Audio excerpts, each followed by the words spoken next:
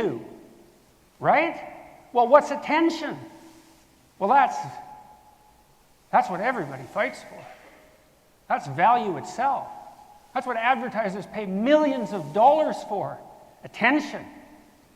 And so if you're attending to someone, well, there's no higher compliment than you can possibly pay to them.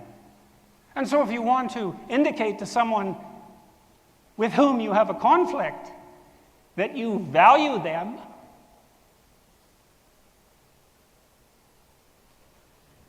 then you pay attention, despite what it might do to you. Now, as a clinician, in some sense, you play out the role of the parent that wasn't there. Now, not always, but often. And so why is it so important to play out that role? What is it that a parent does?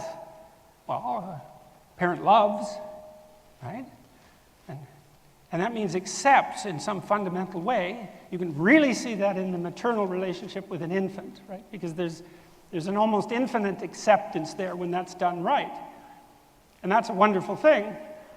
And it's definitely part of love, but it's not all of it by any stretch of the imagination, because encouragement is also part of love. And to love someone for who they are is a maternal embrace of sorts. And to love them for who they could be is encouragement. And both of those together make up the highest kind of love. To say, you can always come back here. But we really hope you can become who you are. And you know this is true. That under the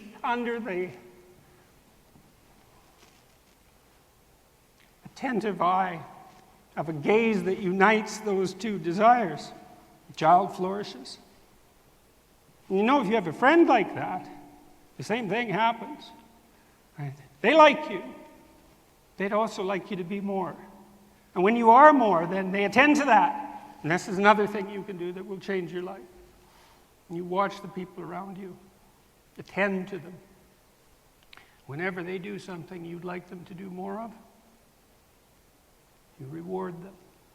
And that's hard, because sometimes a friend or family member, if they're moving in a direction that elevates themselves and you're not, then their movement towards that higher form of being is a judgment on your insufficiency and a temptation to use punishment when you see the manifestation of something better. And if you don't think you do that, you're either a saint or a liar. And there aren't that many saints.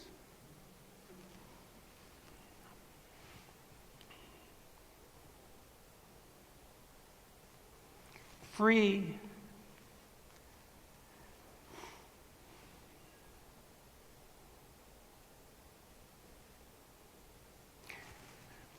I have this acquaintance I've made recently. He's one of Canada's great journalists. He's a real poet, a real admirer of poetry, master of words, a deep man, very honest, very charismatic. He's certainly Canada's greatest journalist. He said something to me when we met last. He said, all art aspires to the condition of music. I thought that was so great. I think all speech aspires to the condition of music, and speech has a musical element. It carries a lot of the emotion, the musical element of speech. And in fact, music is a derivation of the musical element of speech, and it has an emotional impact on us because it presents that to us in a purified form in some sense. Imagine a neophyte pianist sitting at the piano attempting to master a difficult musical phrase. Note by note, phrase by phrase. And the music's a hierarchy, right? Because there's each individual note, but then there's the relationship of the notes to each other at every level of analysis, all the way up to the totality of the piece, right? The totality of a symphony informs every note. The totality of a symphony informs every phrase. Every phrase informs every note. So you can move up and down the levels of analysis in music. And if you love to listen to music, you do that while you listen, especially if the music is well arranged, because you can listen to one instrument carrying the melody line, then you can switch to the drums, and you can listen to the vocals. You can move back and forth, up and down in the hierarchical structure of the music.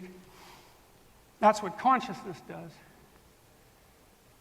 Now you sit down and you try to work out a piece on the piano. What are you doing exactly? You're automatizing musculature. It's hard. You're programming your body, right? You're doing that with conscious awareness. You painstakingly move through the notes. This is especially true if you're a neophyte. Some people are so brilliant at playing the piano they can sight read instantly and do a perfect job of it, but we're not going to talk about those people at the moment. Mere mortals, note by note, right? And you listen, and you get faster at it and faster at it. It gets more unconscious in some sense because you can do that automatically. But then you move up a level of analysis and you see if the automatic note by note mastery that you've attained is now appropriate at the level of phrase.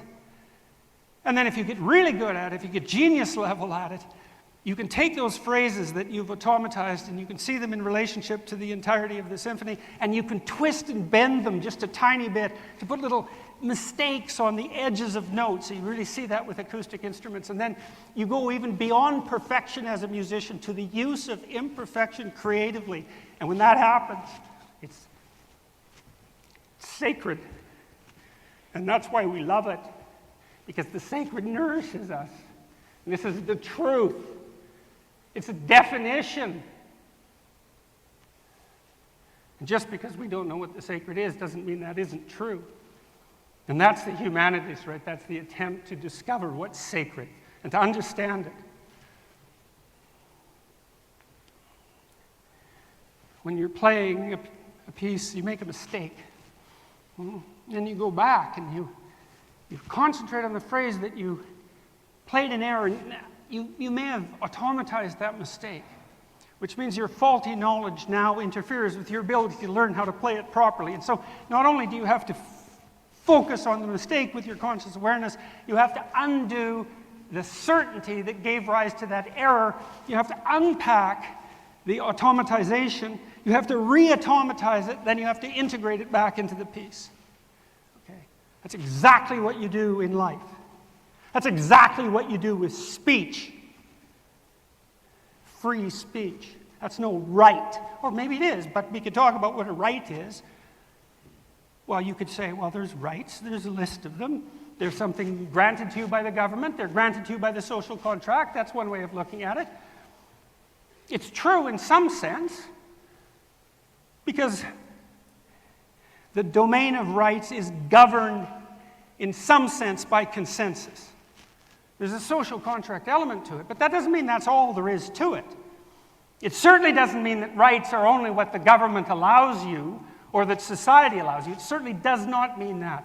And it does not mean that for a reason. It's a reason that's outside of propositional argument.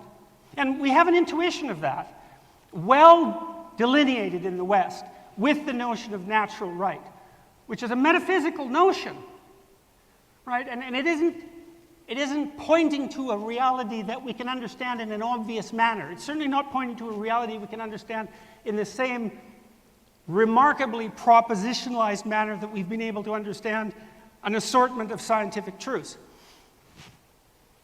But that doesn't mean that it isn't pointing to something real. It just means, it may mean that it's pointing to something that's real but so complicated we haven't been able to work it out yet. Well, that's what we're doing in the humanities. We're trying to work that out.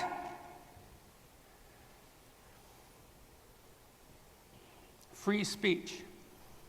My son comes to me and he has a problem. Maybe he has a problem with me. But what do I do if I love him? I listen. Why? Why listen?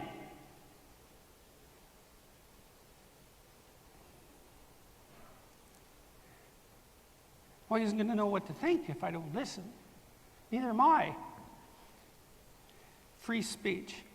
What's speech exactly? What is speech? What is that? How about this? It's the most social form of thought. Now, there's other social forms of thought. Artists produce images, and they can be great, they can be unbelievably profound. They can produce images that are so complex that it takes thousands of years to understand what they represent. But they're not delineated and propositionalized the same way that speech is. And they're more difficult to put into practice images. It's like trying to interpret a dream. It's like the dream can be unbelievably wise. The dreams of our civilizations are unbelievably wise. But that doesn't mean we can delineate them and propositionalize them. They're beyond us in some real sense. So image can be a form of social thought, but it's not. It has advantages and disadvantages that speech doesn't have. Speech. A lot of the time when we're thinking, we think in words. So speech is tightly related to thought because we think with speech. And that's quite interesting because we didn't invent those words, right? They're not our own creations. And that's something to think about with regards to words. They're not our own creations. And we don't know how they come about. And just because you want someone to say some words, that doesn't necessarily mean that they should.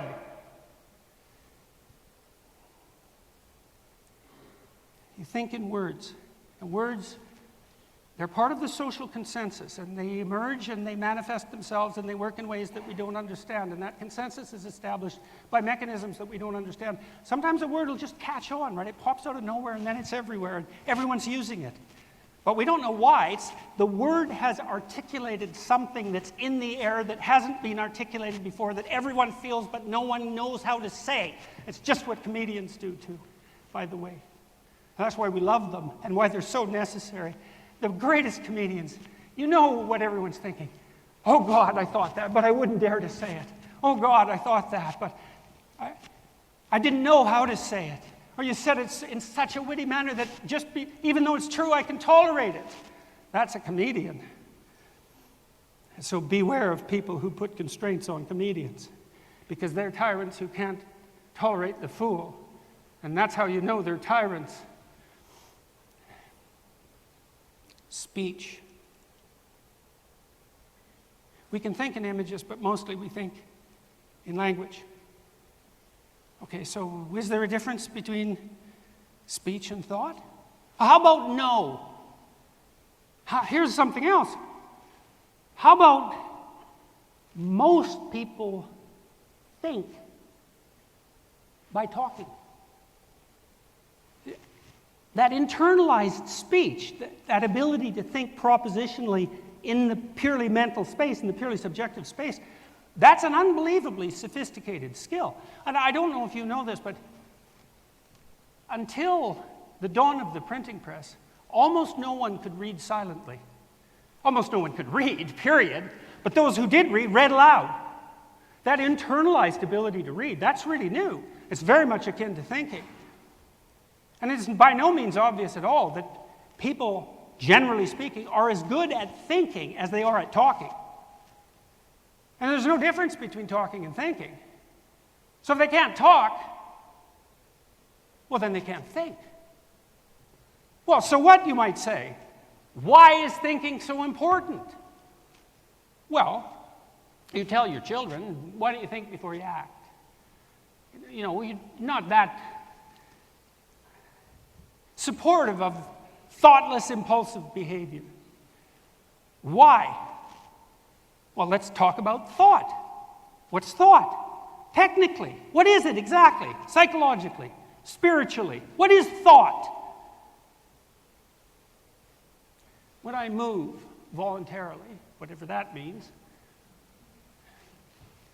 it's not reflexive, right? I seem to have some decision about which movement I'm going to manifest. Not always. I might be reacting to something that frightens me or shying away from pain, something reflexive.